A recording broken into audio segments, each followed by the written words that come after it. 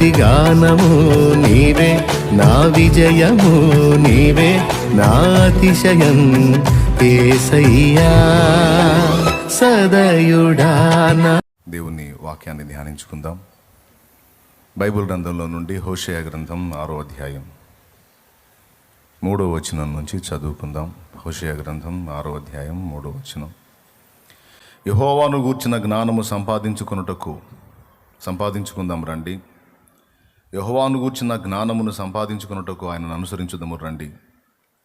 ఉదయము తప్పక వచ్చు రీతిని ఆయన ఉదయించును, వర్షము వలె ఆయన మన యొద్దకు వచ్చును. భూమిని తడుపునట్టి తొలకరి వర్షము, కడవరి వర్షము వలె ఆయన మన యొద్దకు వచ్చును. 3వ వచనం. యెహోవాను గూర్చిన జ్ఞానము సంపాదించుకొందము రండి. యెహోవాను గూర్చిన జ్ఞానము సంపాదించుకొనుటకు ఆయనను అనుసరించుదము రండి. ఉదయము తప్పక వచ్చు రీతిని ఆయన ఉదయించును, వర్షము వలె ఆయన మన యొద్దకు వచ్చును.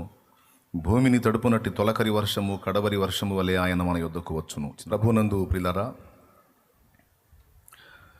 ప్రవక్త నోట నుండి పరిశుద్ధాత్మ దేవుడు పలికించినటువంటి మాటలలో ఒక శ్రేష్టమైన మాట ఇది.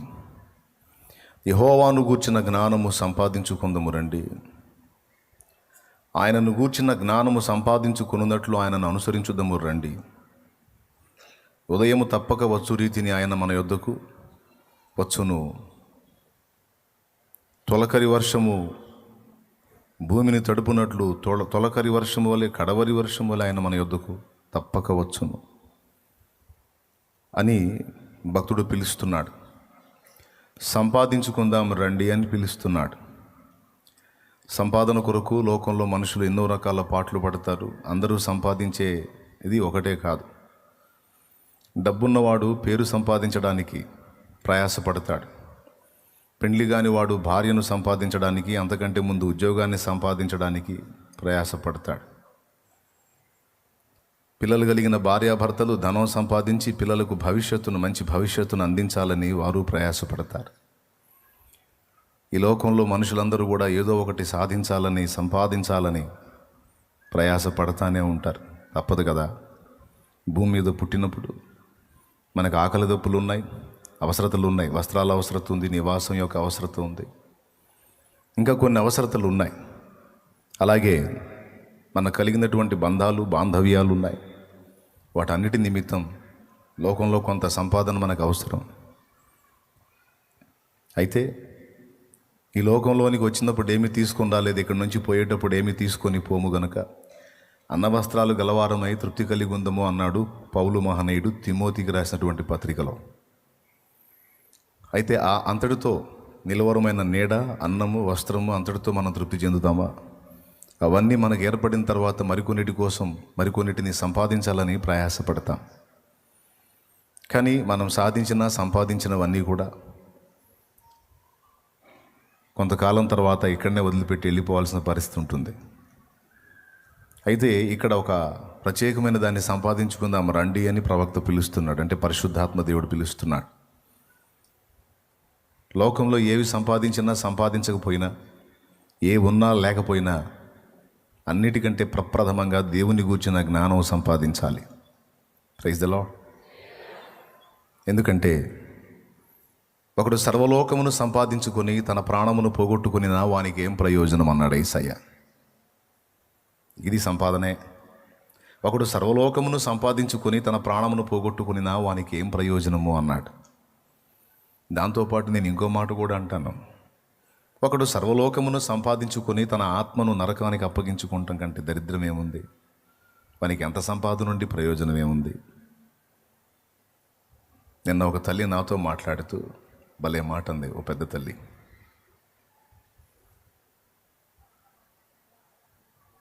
యేసుప్రభు దగ్గరికి రా అని తెగ పిలుస్తావు. ఏం చెప్తారమ్మా యేసుప్రభు దగ్గర మాత్రం?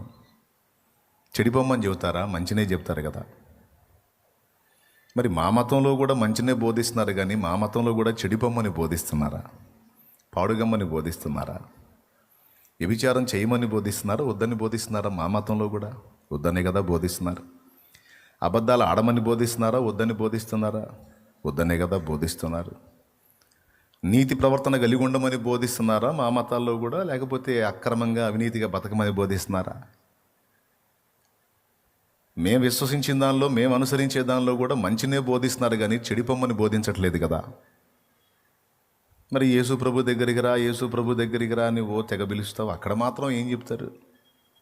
మంచిగా బతకమనే కదా చెప్తారు. అన్ని చోట్ల అదే కదా. ముస్లింలు చెప్పినా మంచిగా బతకమనే చెప్తారు, సత్ప్రవర్తన కలిగి ఉండమనే చెప్తారు. హిందువులు చెప్పినా మంచిగా బ్రతకమని, ఏ గ్రంథం చెప్పినా చెడిపోయిన పనులు చేయొద్దురా, మంచిగా బ్రతకండనే చెప్తారు. బైబిల్ కూడా అదే బోధిస్తుంది. ఇంకంతకుమించి ఏముంది అని వాళ్ళు తనను ప్రశ్నిస్తే ఒక అద్భుతమైన మాట ఈ తల్లి వారితో అందట. నిజమేనమ్మా, అది 100% నిజం, నేను కూడా దాన్ని ఒప్పుకుంటాను. మంచిగా జీవించండి, అబద్ధాలు ఆడకండి, దొంగతనం చేయకండి, మోసాలు చేయకండి, వ్యభిచారం చేయకండి, విచ్చలవిడిగా బ్రతకండి, సత్ప్రవర్తన కలిగి ఉండండి అని మంచిని అన్ని మతాలు బోధిస్తున్నాయి. మంచిని అన్ని మతాలు బోధిస్తున్నాయి కానీ ఆ మతాల్లో మంచిని గూర్చిన బోధ ఉంది కానీ విమోచన లేదమ్మా. ఏం లేదు? విమోచన లేదు. పాపి అయిన మానవుడు తన పాప బంధకాల్లో నుండి బయటపడి మనసులో శాంతి పొంది నిత్య జీవాన్ని చేరడానికి, పాపము నుండి, శాపము నుండి విమోచన పొందడానికి కావలసినటువంటి ఉపదేశము, మార్గము వాటిల్లో లేదు. అది ఒక బైబిల్లో, యేసు ప్రభులో మాత్రమే ఉంది. సత్ప్రవర్తనను గూర్చి, మంచిని గూర్చిన బోధ మాత్రమే కాదు, చెడిపోయిన మానవుడు ఒక మంచి మనిషిగా, సత్ప్రవర్తనాపరుడిగా మార్పు చెందడానికి కావలసిన బోధ, దాంతోపాటు నిత్య జీవానికి చేరేటువంటి మార్గం. మిగిలిన వాటిల్లో అది కనబడదు తల్లి. కనబడితే చూడండి. నాకు కావాల్సిందేముంది? నిత్య జీవానికి మీరు అందరూ చేరటమే నాకు కావాలి. తాత్కాలికమైనటువంటి ఈ భోగాలను సంపాదించి తృప్తి చెందటం కాదు. నిత్య జీవాన్ని చేరడానికి అనుగుణ్యంగా మీరు సిద్ధపడాలి. మీరందరూ దేవుని రాజ్యంలో ఉండాలి అన్నదే మా ఆశ, ఆకాంక్ష. అంతకుమించి నీవు ప్రభునొద్దకు వస్తే నాకేదో వచ్చే ప్రయోజనం ఏం లేదు. కాకపోతే నేను నిన్ను ప్రేమిస్తున్నాను గనక, దేవుని ఉగ్రతలోనికి నువ్వు రాకూడదని మనసారా కోరుకుంటున్నాను గనక ఈ సంగతులు నీకు బోధిస్తున్నాను అని ఆ తల్లి చెప్పు ఉండొచ్చు, నాకు తెలిసి తను చెప్పింది. సువార్త అంటే అదే కదా. వారి మత విశ్వాసాన్ని విమర్శించకుండా, దూషణ చేయకుండా, తప్పుపట్టకుండా, అందులో లేనిదేమిటో, అందులో ఉన్నదేమిటో కూడా చెప్పి, అందులో లేనిదాన్ని చూపించి, విమోచన కావాలంటే యేసు ప్రభు దగ్గరికి మాత్రమే రావాలి, ఇంకెక్కడా లేదు.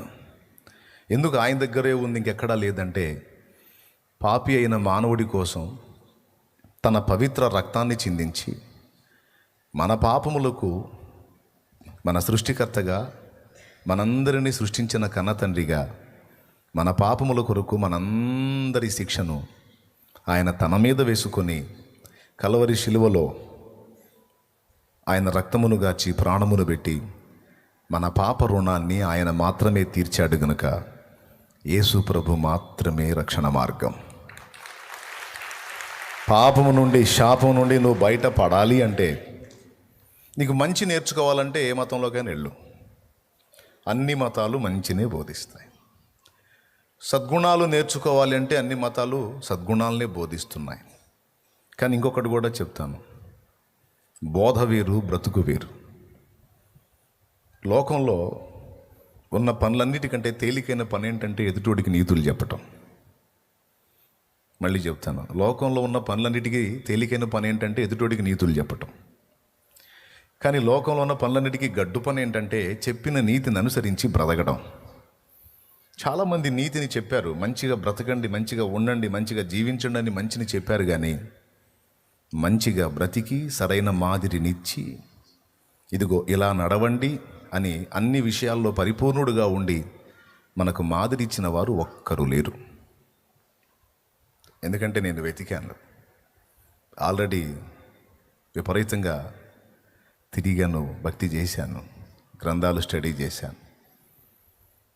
మంచిని బోధించడం వేరు, మంచిని అనుసరించి బ్రతికి చూపించడం వేరు. కానీ యేసు ప్రభు జీవితంలో చూస్తే ఏమి బోధించాడో అలాగే బతికాడు. పాపము చేయొద్దు అని బోధించిన వాడు పాపము లేని జీవితాన్నే జీవించాడు. ఒకవేళ బలహీనపడి పాపిగా ఉంటే ఆ పాపి విమోచనార్థమై తన రక్తాన్ని కూడా ధారపోశాడు. అందుకే యేసు ప్రభువుకి తలంచాల్సి వచ్చింది. అన్నీ పక్కన పెట్టి. అన్ని మతాలు మంచినే బోధిస్తాయి, కానీ మంచిగా బ్రతికి చూపించేది యేసు ప్రభు. అన్ని మతాలు మంచిని బోధిస్తాయి, కానీ పాపములో నుండి బయటపడే దారి మాత్రం చూపించలేవు. ఒకవేళ వాళ్ళు చూపించిన దారి ఏదన్నా ఉంది అంటే అది లాజికల్గా సెట్ కాదు. ఏదో ఒకటి ఇచ్చేసి దేవునికి వదిలేస్తాడు అంటే, లోకంలో కొంతమంది అధికారులను పైసలు ఇచ్చి ప్రభావితం చేసి వాళ్ళ ద్వారా మనకు వచ్చే శిక్ష తప్పించుకున్నట్టు దేవుడికి కూడా ఏదో ఒకటి ఇచ్చేసి వదిలేస్తాడు అనే బోధించారు. బైబిల్ దానికి ఒప్పుకోదు. దేవుడు న్యాయవంతుడు, సత్యవంతుడు. తప్పు చేసిన మనిషి దానికి ప్రతిగా ఏదో ఇస్తే అది తీసుకొని కకూర్తిపడి తప్పు చేసిన వదిలిపెట్టడం అనేది జీవం గల దేవుడు చేయడు. మరేం చేస్తాడంటే తప్పు చేసిన వాడికి శిక్షను ఖరారు చేస్తాడు. అది బైబిల్ చెప్తున్న సత్యం. ప్రభువుకి స్తోత్రం చెప్తారా? గట్టిగా చెప్తారా? శిక్షే. ఇక నువ్వు ఏ లంచాలు ఇచ్చినా చెల్లవు. మరి ఎట్లా నాయనా, మేమేం తప్పు చేయకుండా ఉండలేదు, మేము తప్పులు చేసాం. మరి చేసిన పాపాలకు శిక్ష వచ్చింది, బతుకులో మనశ్శాంతి లేదు, చస్తే నరకం అంటున్నావు. ఈ రెండింటి నుంచి మేము బయటపడాలి. మరి ఎట్లనైనా దారి ఏంటి? మేమేం పాపులమై ఉన్నాం. తల్లి గర్భంలోంచి పాపులుగా పుట్టాం. మా చర్యలన్నిటిలోనూ పాపమే ఉంది. మంచి తక్కువ, చెడిపోయిన క్రియలు ఎక్కువ, చెడ్డ ఆలోచనలు ఎక్కువ, చెడ్డ ప్రవర్తన ఎక్కువ, చెడ్డ వ్యవహారం ఎక్కువ. మరేమో శిక్ష ఖరారు అంటున్నావు, మేమేమన్నా ఇస్తేనే వద్దంటున్నావు. మరి ఎట్లా మేము బయటపడేది అంటే, ప్రేమ కలిగిన దేవుడు చెప్పిన సాక్ష్యం. దేవుడు లోకమును ఎంతో ప్రేమించాడు. మనల్ని ఎంత ప్రేమించాడో న్యాయాన్ని, ధర్మాన్ని అంతే ప్రేమించాడు. గనుక మనకు శిక్ష ఖరారు చేశాడు. ఆ శిక్ష మన మీదికి వచ్చి మొత్తము నశించకుండానట్లు ఎవరైతే శిక్ష ఖరారు చేశాడో ఆ శిక్ష విధించిన వాడే వచ్చి మనందరి పక్షంగా ఆ శిక్ష తన మీద వేసుకొని మనందరికీ తప్పించుకోవటానికి త్రోవ చూపాడు. ఈ విధంగా మన పాపాలను తన మీద వేసుకొని మోసుకొని మనందరికీ విమోచన ప్రకటించిన వాడు ఒక్కడు కూడా లేడు, ఒక్క యేసు ప్రభు తప్ప.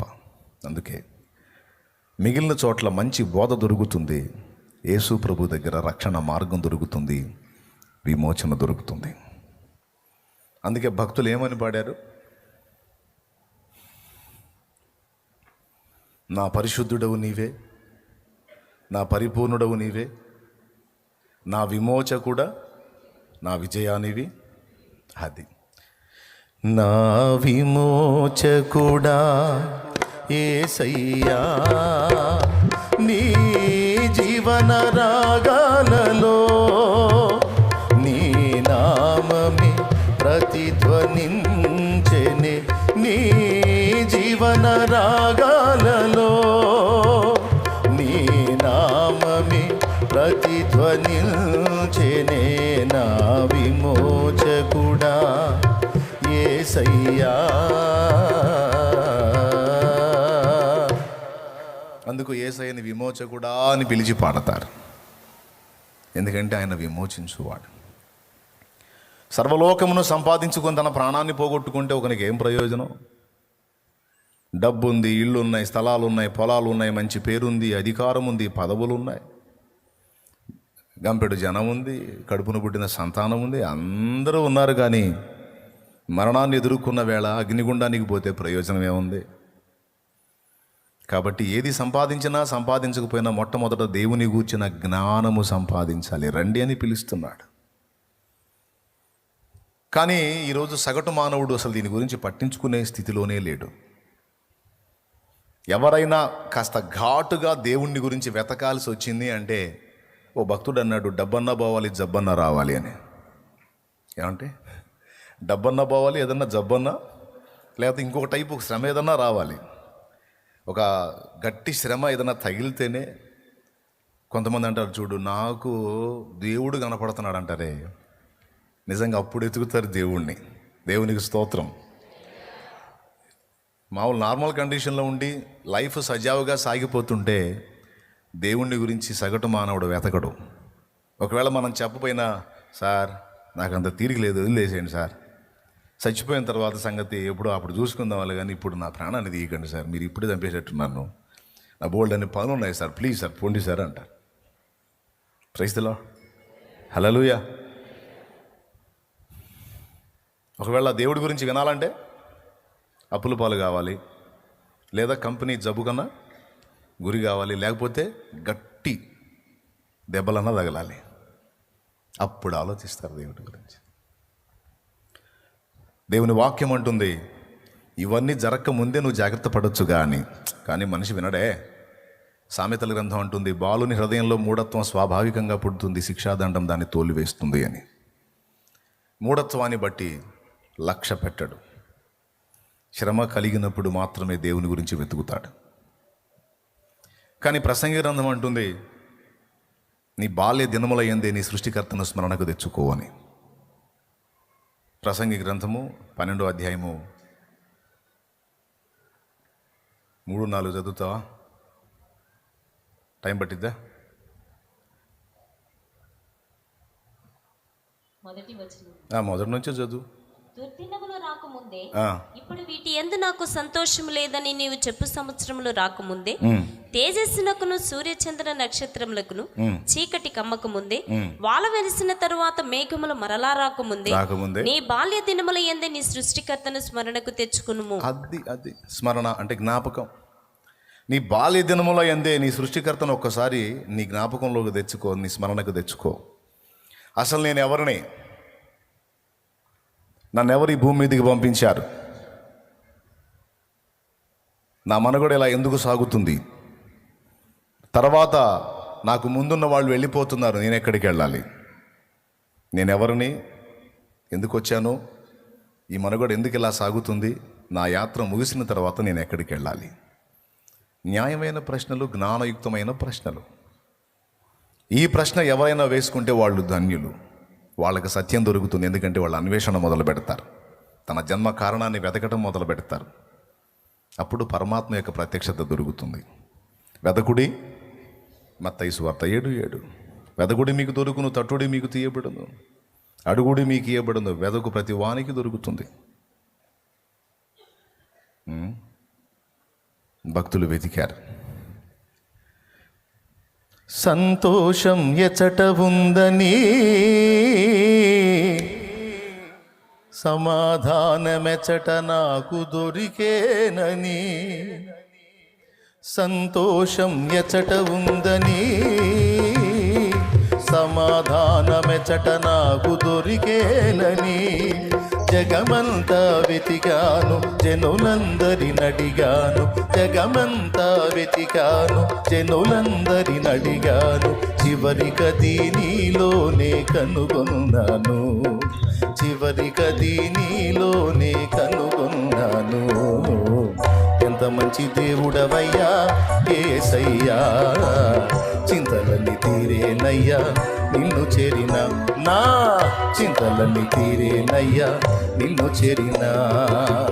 ఎంత మంచి దేవుడవయ్యా యేసయ్యా, చింతలన్నీ తీరేనయ్యా నిన్ను చేరిన, నా చింతలన్నీ తీరేనయ్యా నిన్ను చేరిన. దేవునికి మహిమ. నా శాంతిని మీకు అనుగ్రహించుచున్నాను, లోకం ఇచ్చినట్టు కాదు, నా శాంతిని మీకు అనుగ్రహిస్తున్నాను అన్నాడు యోహాను సువార్తలో. శిష్యులతో అన్నాడు, శాంతిని మీకు అనుగ్రహించుచున్నాను, లోకం ఇచ్చినట్టు కాదు, నా శాంతిని మీకు అనుగ్రహిస్తున్నాను అన్నాడు. బాగా వినండి. అంటే లోకంలో కూడా శాంతి దొరుకుతుందా? దొరుకుతుంది. బాగా త్రాగుడుకు అలవాటు పడిన మనిషికి సాయంత్రానికి మద్యం తాగకపోతే అశాంతి, కాస్త పుచ్చుకుంటే శాంతి, ఎక్కడ లేని ప్రశాంతత. మైండ్ బాగా గలిబిలిగా ఉన్న మనిషికి కాస్త 3 గంటలు లేదా 2.5 గంట సినిమా హాలుకు వెళితేనో, లేకపోతే ఒక స్క్రీన్ ముందు కూర్చొని ఒక మూవీ చూస్తేనో, ఆ 2.5 గంట కొంచెం ప్రశాంతత. ఎందుకంటే వీళ్ళ సమస్యలు పక్కన పెట్టేసుకొని మూవీలో ఉన్న వాళ్ళ సమస్యలు చూసి ఎంజాయ్ చేస్తూ ఉంటారు. మొత్తానికి అందులోనే నగసాట్లే, ఇందులోనే నగసాట్లే. కాకపోతే ఆ కాసేపు వీళ్ళ అగచాట్లు మర్చిపోయి వాళ్ళ అగచాట్లు చూసి నవ్వుకుంటారు. కాబట్టి ఆ 2:30 గంట 3 గంటలు అది చూసి కొంతమంది శాంతి పొందుతారు. కొంతమంది ధ్యానం ద్వారా శాంతిని పొందుతారు. ఇట్లా లోకంలో శాంతి రకరకాలుగా పొందడానికి మనుషులు మార్గాలు వేసుకున్నారు. కొంతమంది సరదాగా ఒక యాత్ర చేసి, ఆ యాత్ర చేసినన్ని రోజులు ఇంటికాడి సమస్యలని పక్కన పెట్టేసి ఎంజాయ్ చేద్దాం, ప్రశాంతంగా ఈ 2 రోజులు 3 రోజులు గడుపుదాం, ఈ దరిద్రం ఇంటికాడ ఒకటే సోప అన్నీ వదిలేసుకొని ఒక 3 రోజులు పక్కకి వెళ్ళిపోదామని అట్లు పోయి ఆ 3 రోజులు ప్రశాంతత పొందుతారు.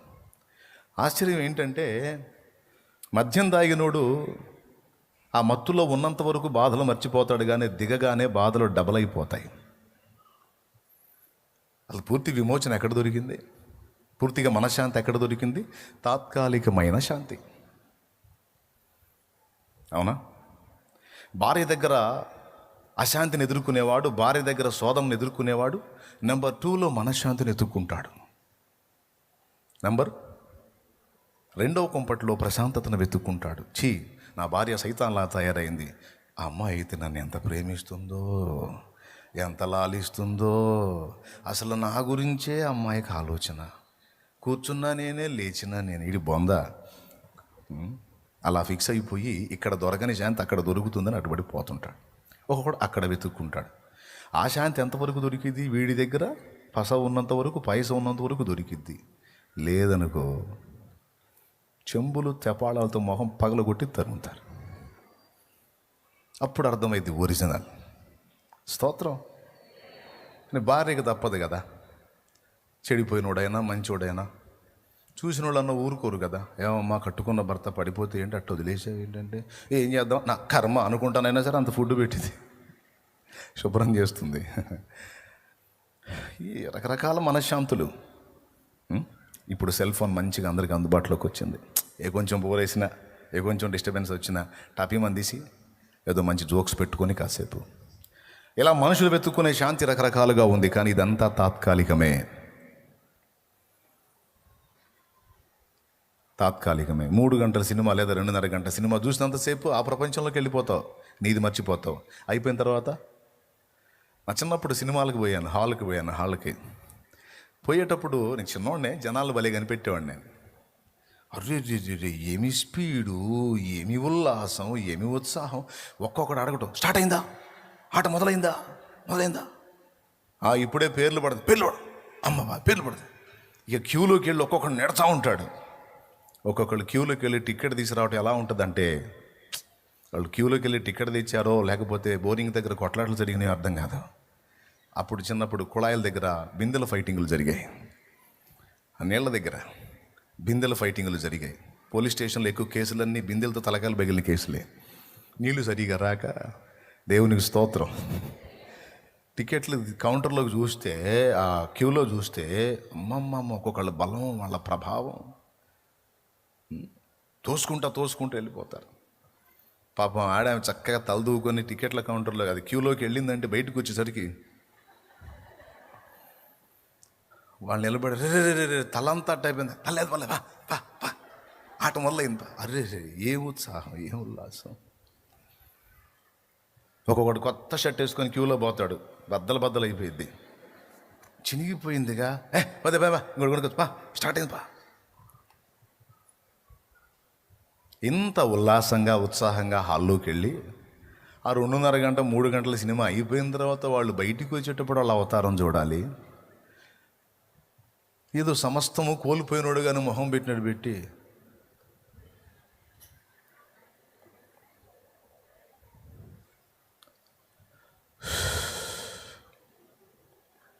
తలంతా నొప్పిగా ఉందిరా, టీ తాగాల. అరే అంతసేటు ఉరికి తీవ్రా నాయన, చొక్కా దించుకుంటూ పోతే పోయిందే పాంటు జుట్టు సింపిరైపోయి బయటకు వచ్చేయడం, తలంతా నొప్పిగా ఉందిరా. ఎక్కడుందిరా శాంతి? ఏమాయరా నీ శాంతి? ఇట్లా మనం పరిశీలించుకుంటే, ధ్యానం చేస్తే మనశ్శాంతి లభిస్తుంది. నిజమే, ఏ బాధలు లేనోడు ధ్యానం చేస్తే బాగానే ఉంటుంది, కానీ అప్పుల పాలైనోడు ధ్యానంలో కూర్చోగలడా? రేపు కట్టకపోతే మీ ఇంట్లో ఉన్న సామాన్ రోడ్డు మీద ఎయ్యకపోతే అప్పుడు అడుగు నన్ను అన్నాడు అనుకో ఒకడు. ఆ రకమైన బాధలో ఉన్నోడు పోయి ధ్యానంలో కూర్చున్నాడు అనుకో, దేవుడు కాదు కనపడేది, అప్పిచ్చినోడు కనపడతాడు. వాడు వచ్చినట్టు రోడ్డు మీద సామాన్ తీసినట్టు. వీడెక్కడ ప్రశాంతంగా ధ్యానం చేస్తాడని నాకు అర్థం కాదు. లేదు నాయన, నువ్వు ధ్యానం చేయి, నీకు మనశ్శాంతి లభిస్తుందండి. ఎక్కడ సార్? అవునా కాదా? అవునా కాదా? ఇక ఏదన్నా చెప్పు నువ్వు, లోకం ఇచ్చే శాంతి తాత్కాలికమే.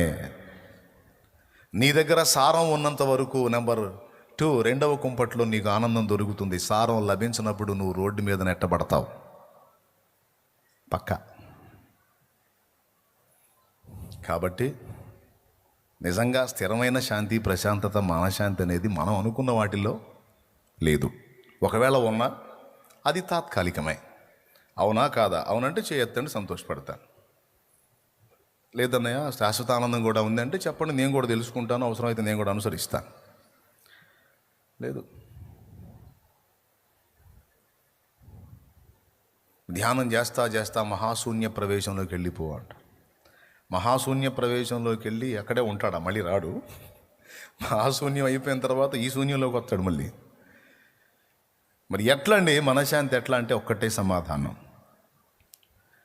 ఒక మనిషి అన్ని టెన్షన్స్ను పక్కన పెట్టి ప్రశాంతంగా ఎప్పుడు విశ్రాంతి పొందగలడు, ఆందోళనలో నుంచి, ఆవేదనలోంచి ఎప్పుడు బయట పడగలడు అనే ఒక ప్రశ్నకి సమాధానం బైబిలే చెప్తుంది, దేవుడే చెప్తున్నాడు. ప్రశాంతత, అసలు ఏ చింత లేకుండా ప్రశాంతంగా ఉన్న వ్యక్తిని మీరు ఎప్పుడైనా చూసారా? నేను చూశాను, చాలాసార్లు చూశాను. ఒకరు కాదు, 100 మందిని చూశాను. ఎక్కడున్నారు ప్రశాంత జీవులు? ఎక్కడున్నారు అంటే అమ్మ ఒడిలో ఉన్న పసిపాపలు, లోకం తెలియని పసిపాపలు. వాళ్ళకి ఏదైనా అమ్మే, కన్న తల్లి ఒడిలో ఉన్నారు. అమ్మ ఒడిలో ఉన్న పసిపాప తను ఒక స్వతంత్ర జీవి అయిందాక అంతా తల్లి మీదే ఆధారపడుతుంది. దానికి బాధ వస్తే కేరం అంటది. అమ్మ పరిగెత్తుకుంటూ పోయి, అమ్మమ్మ లేదు బంగారు తల్లి అని బొజ్జు అంటే కన్న తల్లి ఒడిలో ఉన్న పసిపాపకు ప్రశాంతత ఉంది. ఏంటి దాని ధైర్యం అంటే, నాకు ఏదైనా చూసుకునే మా అమ్మ ఉంది. తండ్రి మీద ఎత్తబడిన కొడుకుకు మనశ్శాంతి ఉంది, ఎందుకంటే ఏదొచ్చినా మా నాన్న చూసుకుంటాడు అనే భరోసా. ఏదొచ్చినా నా విషయంలో చూసుకునే ఒక నమ్మకమైన వ్యక్తి ఉన్నారు అన్నప్పుడే మనం ప్రశాంతంగా తినగలం, నిద్రపోగలం, ప్రశాంతంగా ఉండగలం. తప్పించి ఆ ఒక్క నిరీక్షణ లేకపోతే, ఆ ఒక్క భరోసా లేకపోతే మనిషి పొందే ఆనందాలన్నీ తాత్కాలికమే. రాత్రంతా తాగి పండుకున్నావు, తెల్లవారు నీ సమస్యలకి ఎవడ జవాబు చెప్తాడు? నువ్వే వెతుక్కోవాలి. మూవీకి పోయి 2.5 గంట ఆనందం పొందావు, బయటకు వస్తే నీ సమస్యలకు సమాధానం ఎవడ చెప్పాలి? నువ్వే వెతుక్కోవాలి. కాబట్టి ఏదో పొందిన ఆనందాలనే తాత్కాలికమే, బయటకు వచ్చిన తర్వాత డబల్ సమస్యలు. కానీ ఇప్పుడు క్రీస్తు యేసునందు ఉన్న వాళ్ళకున్న ప్రశాంతత ఏంటో తెలుసా? తమ సృష్టికర్త ఎవరో తమకు తెలుసు, తమను నిర్మించిన వాడెవరో తమకు తెలుసు, ఆయన అనుమతిస్తున్న పరిస్థితులు ఏ కారణం చేత అనుమతించబడుతున్నాయో కూడా తెలుసు, వాటి విషయంలో దేవుడు ఎలా స్పందిస్తాడో కూడా తెలుసు. కనుక ఈ విషయంలో కొంచెం జ్ఞానం సంపాదించిన వాడు తప్పకుండా ప్రశాంతంగా బ్రతకగలుగుతాడు. ఎందుకంటే దేనికైనా చాలిన దేవుడు నాకున్నాడు.